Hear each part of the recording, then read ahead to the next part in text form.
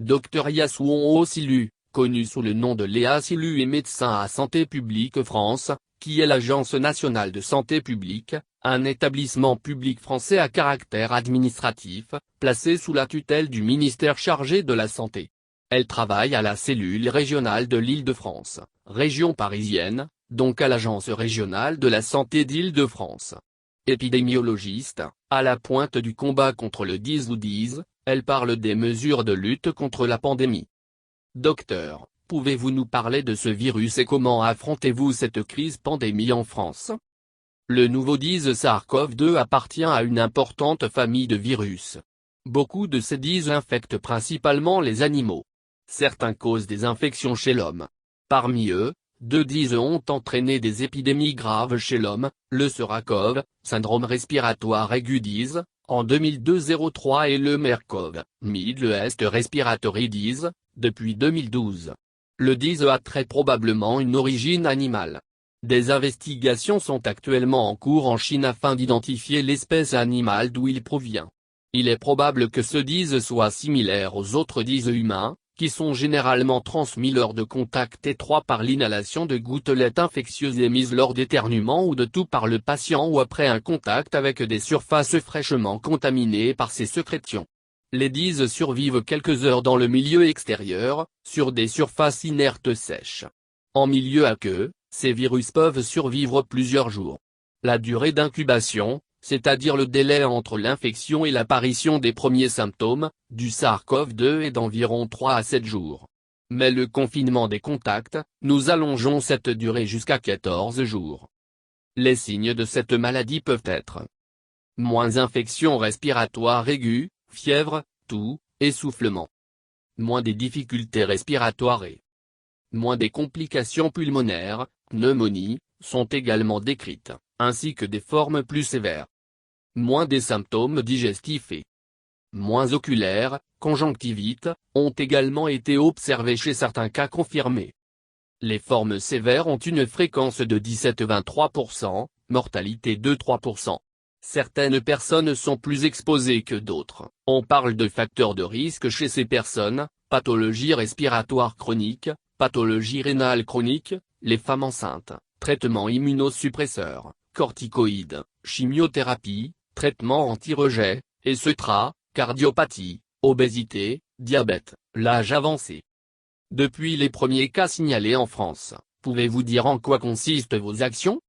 Au début, c'était 2 cas à Paris et 1 cas à Lyon. J'étais d'astreinte et chargé d'investiguer les cas de Paris. L'idée était de tracer le parcours de ces personnes en France et essayer de retrouver les personnes qui étaient en contact avec ces gens, évaluer le niveau de risque de ces contacts qui pouvaient aller d'un niveau négligeable, faible à modéré élevé. Nous nous sommes rendus au lit du malade, et l'interrogatoire a duré 2 heures de temps. D'ailleurs un article est publié dans Eurosurveillance. .org Weblink. Comme je viens de vous le dire, ma zone de compétence est la région parisienne. Nous avons des équipes dans chaque région. Pensez-vous que les consignes sont respectées par la population? La population a tout intérêt à respecter les consignes, se laver régulièrement les mains avec du savon, utiliser aussi le gel hydroalcoolique, tousser dans le coude, éviter les embrassades, ne pas saluer les gens avec les mains, se tenir à au moins 1 mètre des personnes et porter un masque en cas des symptômes. Partout dans le monde, des essais de traitement sont en cours, souvent avec des molécules déjà utilisées contre d'autres virus. En France, une étude limitée sur 24 patients montrant des pathologies graves liées au 10 donne des signes d'espoir. L'étude teste l'efficacité de la chloroquine, utilisée contre la malaria. Si vous avez de la fièvre, évitez les anti-inflammatoires non stéroïdiens. 1. Des complications infectieuses graves sont signalées avec ceux-ci, utilisés dans la fièvre ou la douleur. C'est le cas aussi avec le coronavirus et il est donc déconseillé d'utiliser l'ibuprofène et le kétoprophène. La cortisone est également concernée et de manière générale, tous les médicaments affaiblissant le système immunitaire. Le paracétamol est toujours à privilégier en automédication ou en produit conseillé par les pharmaciens. Je suis particulièrement inquiète pour l'Afrique sur la gestion de cette crise sanitaire mondiale. Quand j'analyse l'organisation et les moyens déployés en France pour cette épidémie, Je rappelle à la population de respecter les moyens de prévention individuels que j'ai énumérés au début de cette interview, de respecter les consignes de nos États. Je prends l'exemple de mon pays, la Côte d'Ivoire, qui est déjà plus ou moins en situation de gestion d'épidémie. C'est d'ailleurs la meilleure option pour nos pays, il faut juste tenir le capital. Avec 9 cas, le pays a mis en place un certain nombre de mesures, interdiction des regroupements de plus de 50 personnes, plus d'écoles, de cultes religieuses, de funérailles, de mariages, et la mise en quarantaine les personnes venant d'un pays de plus de 50 cas de Covid-19. La population a l'air d'adhérer et je salue ces mesures. En qualité d'expert, je recommande qu'on évite les erreurs faites par d'autres pays. Étant donné qu'on connaît la source de l'épidémie, il faut supprimer cette source. Ce qui veut dire qu'il faut arrêter les vols provenant de ces pays, l'Europe par exemple. Ça paraît radical, mais c'est la solution pour éviter l'épidémie.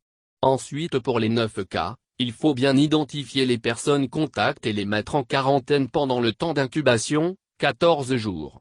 Je profite pour recommander d'éviter le dépistage des personnes placées en quarantaine en absence de symptômes, car un résultat négatif ne peut être d'une bonne interprétation.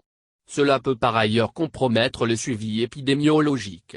Car si cette personne est négative, elle aura du mal à respecter les consignes de sa mise en quarantaine pour le reste de temps d'incubation. Le mieux est de tester les contacts qui présentent des symptômes. Si cela est appliqué, on empêche l'épidémie de s'installer. Par contre, si l'État continue dans sa perspective mise en place, je recommande la décentralisation des soins, c'est-à-dire bien équiper les hôpitaux à l'intérieur du pays en priorisant le personnel soignant pour le port de masque. Si le personnel soignant n'est pas protégé, il ne pourra pas faire les soins.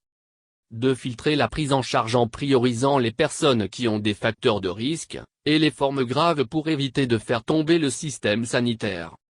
Mettre en place des relais locaux pour sensibiliser la population, surtout la jeunesse.